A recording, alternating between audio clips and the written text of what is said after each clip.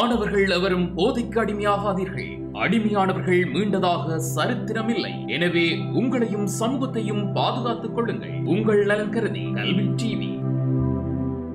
கல்வி தொலைக்காட்சியில் இணைந்திருக்கும் மாணவர்களுக்கு எனது இனிய வணக்கம்.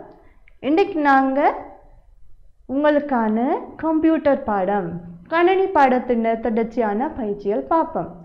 நாங்கள் கணினி தொடர்பாக கம்ப்யூட்டர் தொடர்பாக நிறைய விடயங்கள் படிச்சிருக்கிறோம். ஒவ்வொரு விடயங்களோட தொடர்புடைய பயிற்சிகளும் செய்திருக்கிறோம். இன்றைக்கும் அதே மாதிரியான கணினியின் விடயங்களை வச்சு தான் பயிற்சி செய்திருக்கிறோம்.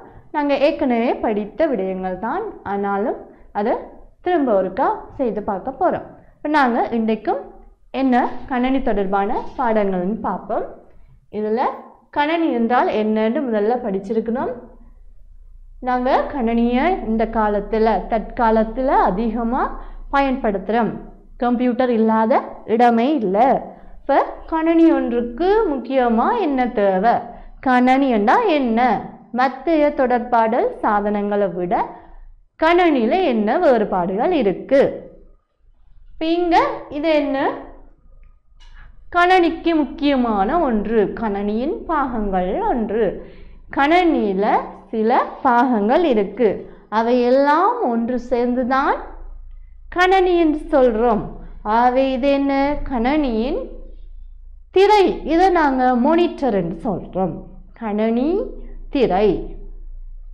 இந்த கணினி திரையில் என்ன செய்கிறோம், இதில் தான் அனைத்து விதமான படங்கள், ஆவணங்கள், வீடியோக்கள் எல்லாத்தையும் நாங்கள் பார்க்கிறோம். இதில் தான் பார்த்து அதை சரியாக பார்த்து அதன்படி செய்கிறோம்.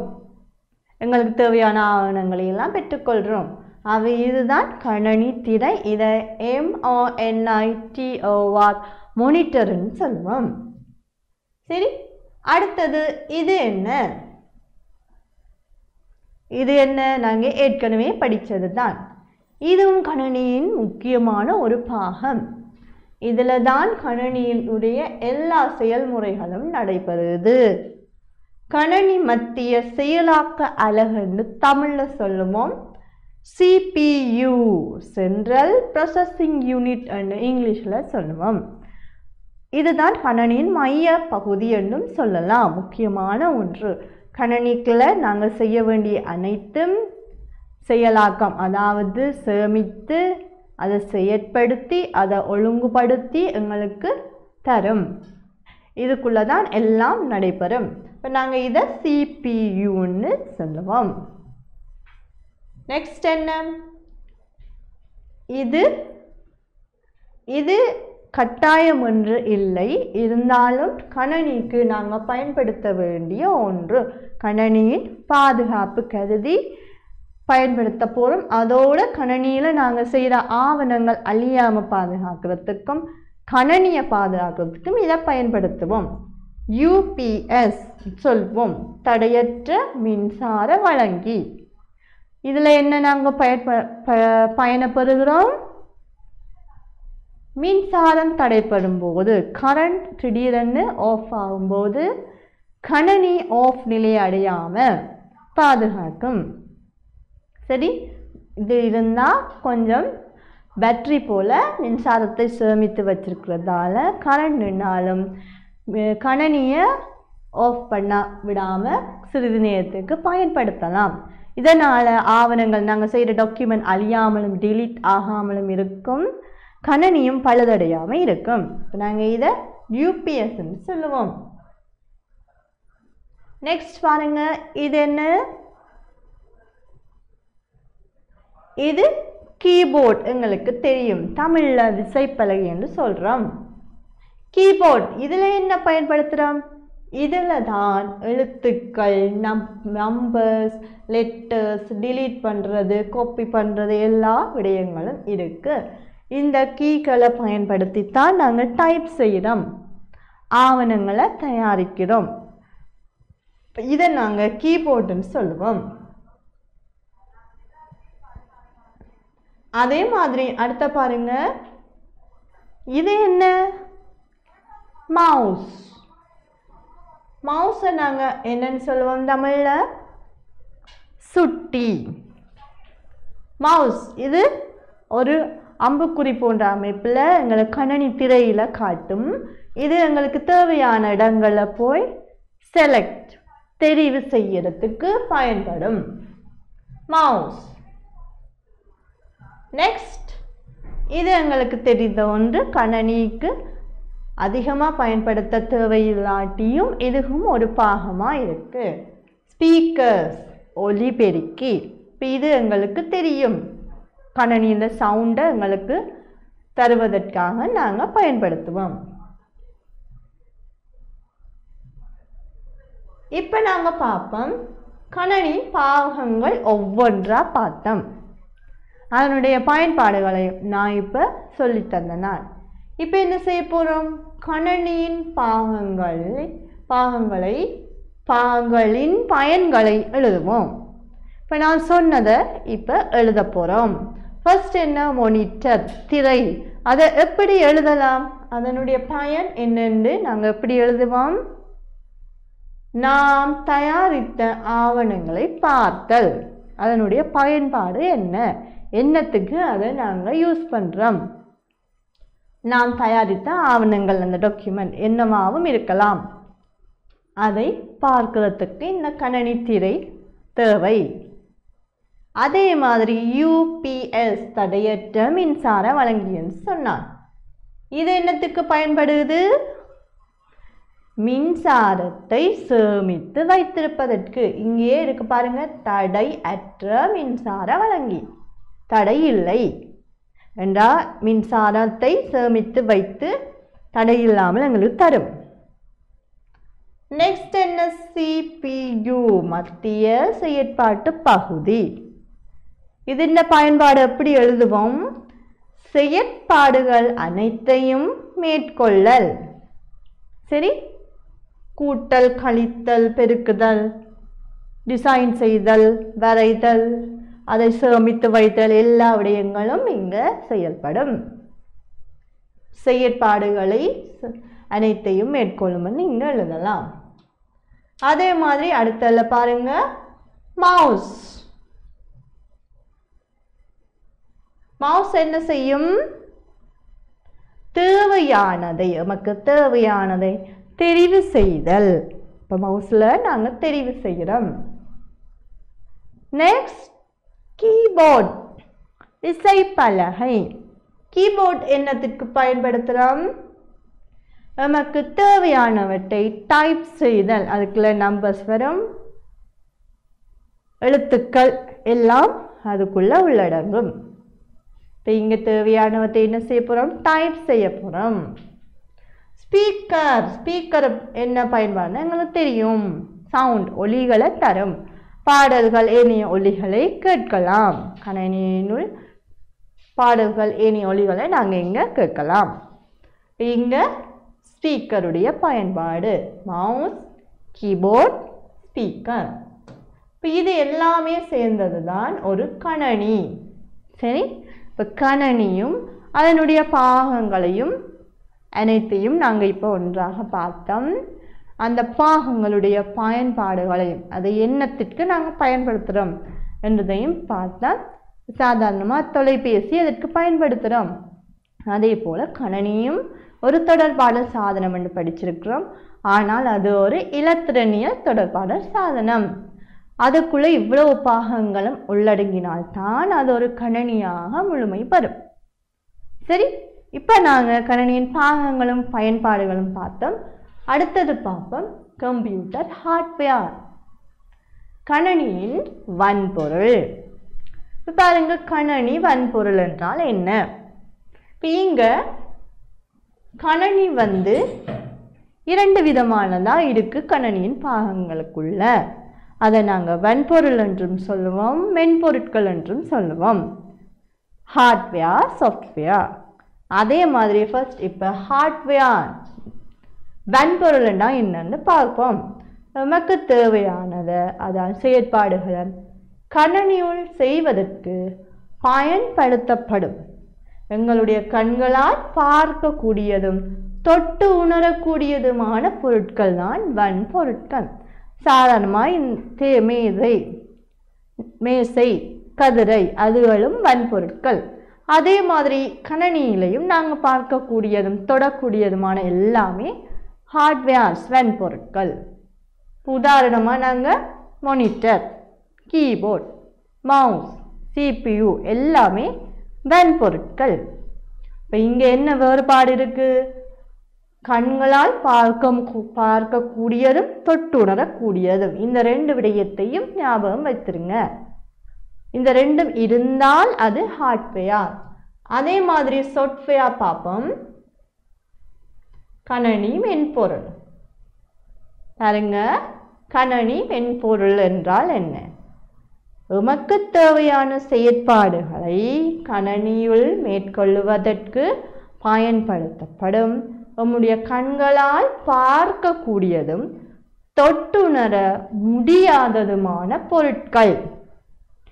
இங்க நாங்கள் கண்ணால் பார்க்கலாம், ஆனால் தொட முடியாது. அப்படியானது என்னவா இருக்கும்? படங்கள், காட்சிகள் அதெல்லாம் கண்ணால் பார்க்கலாம், ஆனால் தொட்டுணர முடியாது. மொனிட்டரை தொடலாம், படங்கள் காட்சிகள் காண்பிக்கிற மொனிட்டரை தொடலாம். அப்போ இங்கே மொனிட்டர் ஹார்ட்வேராகவும் அந்த படங்கள் காட்சிகள் சாஃப்ட்வேர் மென்பொருட்களாகவும் இருக்கும். இப்போ அதுகளை காண்பிக்கிறது தான் இந்த ப்ரோக்ராம்ஸ் என்று சொல்லுவோம். ப்ரோக்ராம்ஸ், அப்ளிகேஷன்ஸ் இவை தான் மென்பொருட்கள், சாஃப்ட்வேராக இருக்கும். சரி, உதாரணமாக அந்த படங்கள் ஞாபகம் வச்சுக்கலாம்.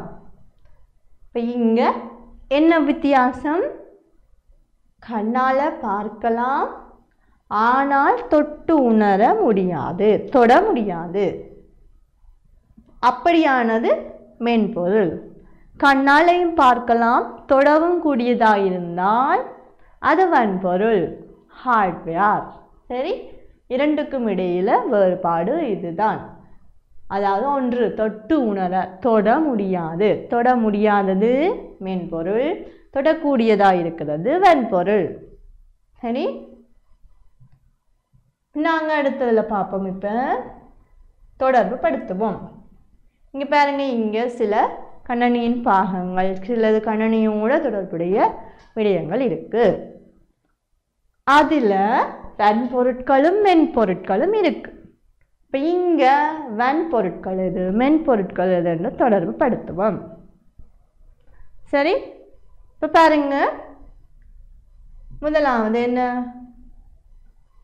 வன்பொருட்களை தொடர்பு படுத்துவோம். வன்பொருட்கள் எங்களுக்கு தெரியும், கண்ணால் பார்க்கலாம், தொடலாம். இப்போ பாருங்க, இது CPU, சென்ட்ரல் ப்ராசஸிங் யூனிட், வன்பொருள். வேறு என்ன ஹார்ட்வேராக இருக்கும்? மானிட்டர், அங்கே ஏற்கனவே படித்தது போல மானிட்டர். வேறு எதுவாக இருக்கும்? இது என்ன? கேமரா. இதை நாங்கள் வெப் கேமரான்னு சொல்லுவோம். கணனியில் நாங்கள் பயன்படுத்துகிற கேமரா. கேமரா உங்களுக்கு தெரியும், மொபைல் ஃபோன்ஸில் எல்லாம் இருக்குது. இது கணனியில் நாங்கள் பயன்படுத்தக்கூடியது. இதை நாங்கள் வெப் கேமரான்னு சொல்லுவோம். இதுவும் ஒரு வன்பொருள். நெக்ஸ்ட் பாருங்க, மென்பொருள். இல்லை, வன்பொருட்களில் அடுத்ததாக மவுஸ். இப்போ இங்கே 4 வன்பொருட்கள், ஹார்ட்வேர்ஸ் இருக்குது. CPU, monitor, mouse, web camera. அதே மாதிரி மென்பொருட்கள் பாருங்க, இதை நாங்கள் ஒரு அப்ளிகேஷன்ஸ் சொல்லுவோம். Power point software. அடுத்தது இது இமெயில், மின்னஞ்சல், ஒரு சாஃப்ட்வேர். வேர்டு அப்ளிகேஷன், அதுவும் ஒரு சாஃப்ட்வேர்.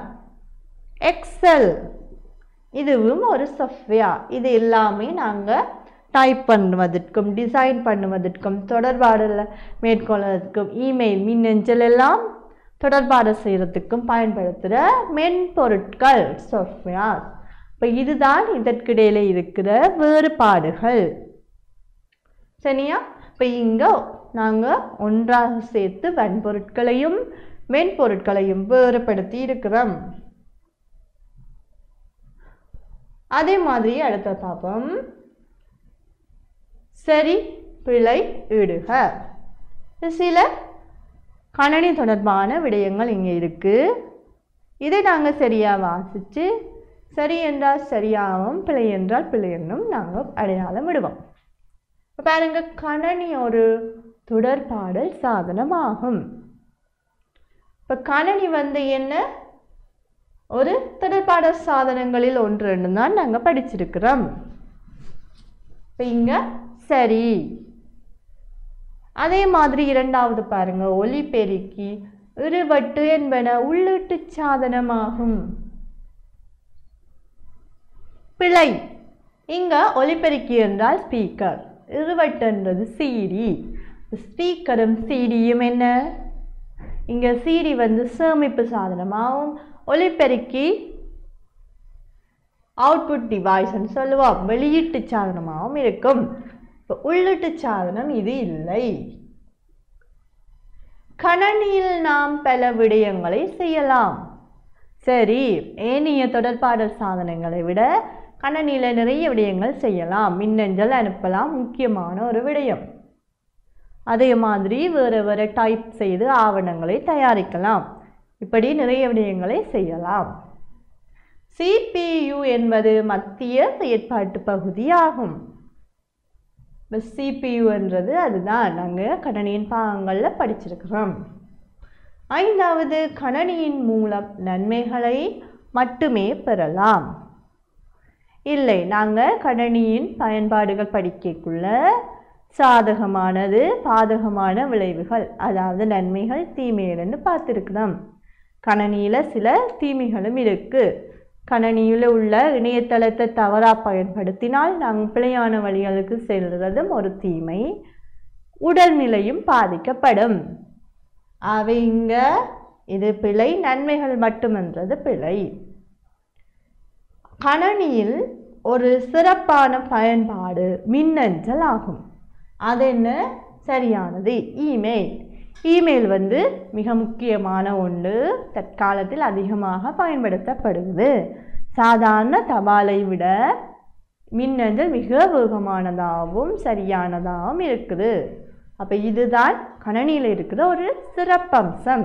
ஏனைய தொடர்பாடல் சாதனங்கள் எல்லாம் இல்லை. அப்போ இதுதான் கணனியலுடைய சிறப்பம்சமாக இருக்கிறபடியா அது சரி.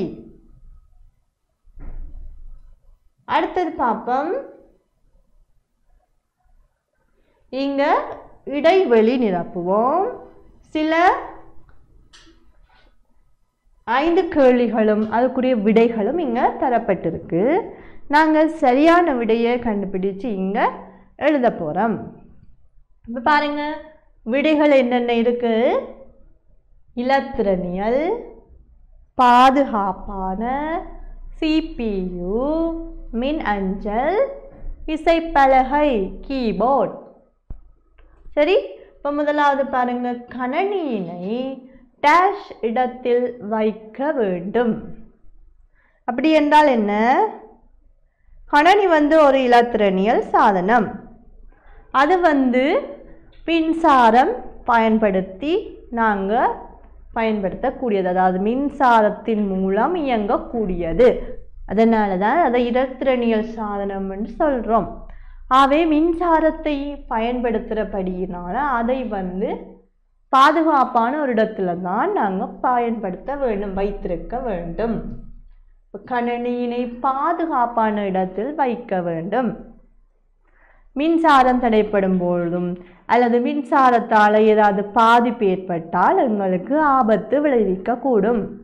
ஆகவே அதற்குரிய இடத்துல நாங்கள் கணனியின் பாகங்கள் எல்லாம் சேர்த்து அதற்குரிய மேசை இருக்குது, அந்த கணனியின் மேசையில் ஒழுங்கமைக்க வேண்டும். சரி, இரண்டாவது, கணனி டேஷ் சாதனங்களில் ஒன்று ஆகும். கணனி என்ன? மின்சாரத்தை பயன்படுத்தி உபயோகிக்கிறபடியால் அது என்ன சாதனம் என்று பார்த்தோம்? ஒரு இலத்திரனியல் சாதனம். சரி, அதே மாதிரி கணனியின் சேமிப்பு சாதனம் டேஷ் ஆகும். கணனியில் என்னென்ன இருக்கு? கணனியின் பாகங்களை வைத்து சேமிப்பு சாதனம், உள்ளீட்டு சாதனம், வெளியீட்டு சாதனம் என்று படிச்சிருக்கிறோம். அதில் சில பாகங்கள் உள்ளீட்டு சாதனம், வெளியீட்டு சாதனமாகும். சில பாகங்கள் உள்ளீட்டு சாதனம், சில பாகங்கள் சேமிப்பு சாதனமாகவும் இருக்கு. இங்க தரப்பட்ட விடைகள்ல எது சேமிப்பு சாதனம்? CPU சென்ட்ரல் ப்ராசஸிங் யூனிட் ஒரு சேமிப்பு சாதனம், கணினியில இருக்கிற முக்கியமான சேமிப்பு சாதனமாகும். இதுக்குள்ளதான் எல்லா விடயங்களும் சேமிக்கப்பட்டு எங்களுக்கு தரவுகளாகவோ தகவல்களாகவோ தரும், ஆவணங்களாக மாற்றி தரும். இங்க சேமிக்கப்படாட்டி எங்களுக்கு அந்த ஆவணங்கள் கணினி திரையிலும் தெரியாது, எங்களுக்கும் கிடைக்காது, எடிட் ஆயிடும். இதை விட மேலதிகமாக பயன்படுத்துறது தான் நாங்கள் CD, UPS என்று சொல்லுவோம், பென்ட்ரைவ். இது எல்லாம் சேமிப்பு சாதனமாக இருக்கும். ஆனால் கணினியின் பாகங்களோடு இருக்கிறது இந்த CPU, முக்கியமான ஒரு சேமிப்பு சாதனம்.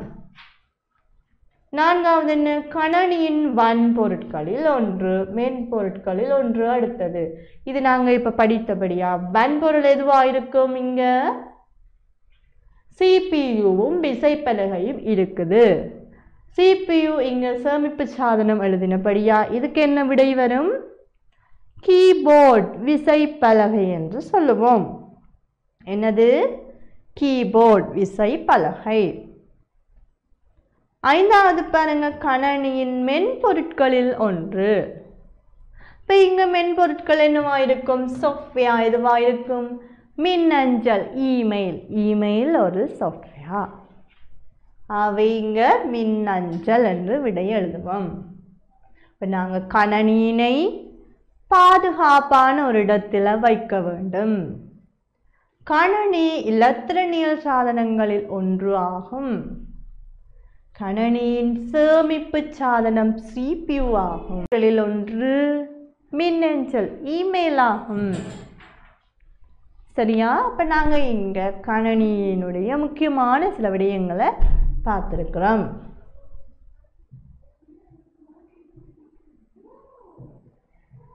அவே கணினி என்று பார்க்கும்போது நாங்கள் நிறைய விடயங்களை படிக்கிறோம்.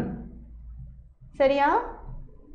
இப்போ இங்கேயும் நாங்கள் கணினி என்றால் ஒரு பெரிய ஒரு பகுதி, கணினியில் நிறைய விடயங்கள் இருக்கு. அவை கணினி என்று பார்க்கும்போது அதுக்குள்ள ஒவ்வொரு வகையான பகுதிகள் இருக்கு, அந்த பகுதிகளுக்குரிய பிரிவுகள் இருக்கு, பாகங்கள் இருக்கு. அந்த பாகங்களுக்குள்ளேயும் வன்பொருட்கள், மென்பொருட்கள் என்று இருக்கு. அதை விட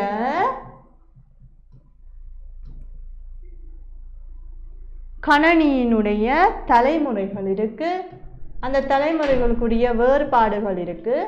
இப்படி கணினி என்றால் நிறைய விடயங்கள் இருக்கு.